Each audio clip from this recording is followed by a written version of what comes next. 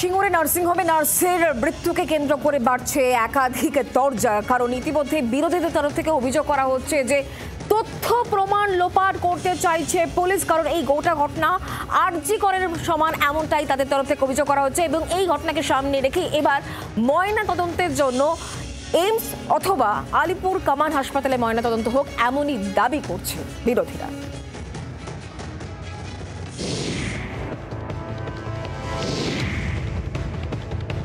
আরজিকর কাণ্ডের বছর ঘুরতে না ঘুরতেই নার্সিংহোমে নার্সের রহস্য মৃত্যু। সিঙ্গুরের নার্সিংহোমে নার্সের অস্বাভাবিক মৃত্যুতে ধুন্ধুমার।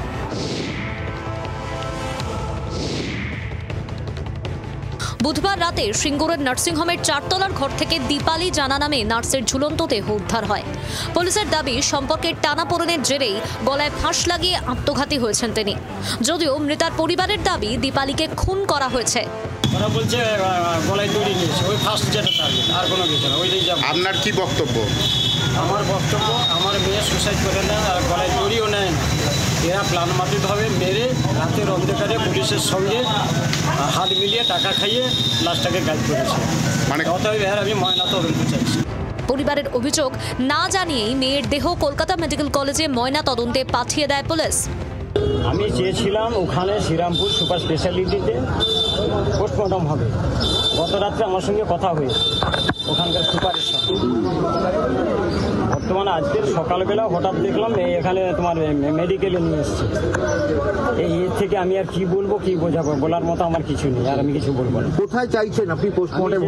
এমসে না হলে কমান্ডো চেয়েছিলাম। মৃতার ময়নাতদন্ত শ্রীরামপুর ওয়ার্লস হাসপাতালে করতে হবে, এই দাবিতে শুক্রবার সিঙ্গুরে বিক্ষোভ দেখায় বাম ও বিজেপি। ওয়ার্লস হাসপাতাল থেকে নার্সের দেহ অ্যাম্বুলেন্সে করে কলকাতা মেডিকেল কলেজে নিয়ে যাওয়ার সময় বাধা দেওয়াকে কেন্দ্র করে উত্তেজনা ছড়ায়।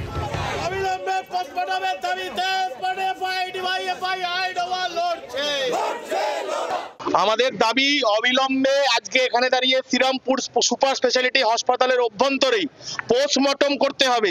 গতকাল বিকালবেলা যখন ভিডিওগ্রাফি ছাড়া পোস্টমর্টম তাড়াহুড়ো করছিলেন, তাহলে আজকে ম্যাজিস্ট্রেটের উপস্থিতিতে এখানে ভিডিওগ্রাফি সমেত কেন পোস্টমর্টম হবে না? আদতে দাঁড়িয়ে কি পুলিশ প্রশাসন চাইছে সমস্ত প্রমাণকে লোপাট করতে? কলকাতা মেডিকেল কলেজের পুলিশ মর্গে নার্সের দেহ নিয়ে আসা হলে তুলকালাম বেঁধে যায়। এইমস বা আলিপুর কমান্ড হাসপাতালে ময়নাতদন্তের দাবিতে অ্যাম্বুলেন্সের দেহ আটকে বিক্ষোভ দেখায় বাম বিজেপি। ময়নাতদন্ত কোথাও হবে সেটা নিয়ে প্রথম থেকে পরিবারের তরফ থেকে জানিয়ে দেওয়া ছিল, হয় এইমস হাসপাতাল না হলে কমান্ডে ময়নাতদন্ত করতে হবে। কিন্তু পুলিশ কোনোভাবে দেহ চিনিয়ে এনে মেডিকেল কলেজে ইতিমধ্যেই ময়নাতদন্তের জন্য আনা হয়েছে, কিন্তু সেই দেহের ময়নাতদন্ত এখানে করতে রাজি নয় পরিবার। একেবারে সব তাদের বক্তব্য, তারা কোনো মতেই চান না কলকাতা মেডিকেল কলেজে যে পুলিশ মর্গ রয়েছে সেই পুলিশ মর্গে ময়নাতদন্ত কোনো মতে হবে না, তারা চান না। এই ঘটনা আরজিকর কাণ্ডের পুনরাবৃত্তি বলে অভিযোগ করেছেন বিরোধীরা। উঠছে তথ্য প্রমাণ লোপাটের অভিযোগও। অভয়া মারা গিয়েছিল, 4 পরিবার এখনো বিচার পায়নি। কালকে আরেক অভয়ার ঘটনা ঘটেছে সিঙ্গুরে, যাকে এখন নিয়ে যাওয়া হয়েছে কলকাতায়, নিয়ে যাওয়া হচ্ছে। মানে ঘটনাস্থল থেকে দূরে, আরো দূরে সরিয়ে নিয়ে যাওয়া হচ্ছে, কারণ যে কোনো মূল্যে প্রমাণ লোপ করবার একটা প্রচেষ্টা আছে।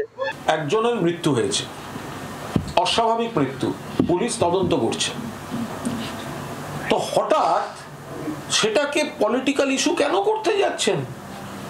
মৃত্যু হয়েছে, মর্মান্তিক বাচ্চা মেয়ে, কেন এইভাবে মারা যাবে? এখন গলায় ফাঁস দেয়া ছিল, আত্মহত্যা, পুলিশকে একটু তো তদন্ত করতে দেবেন। নার্সের অস্বাভাবিক মৃত্যুর ঘটনায় গ্রেফতার করা হয়েছে নার্সিংহোমের মালিক ও তাঁর প্রেমিককে।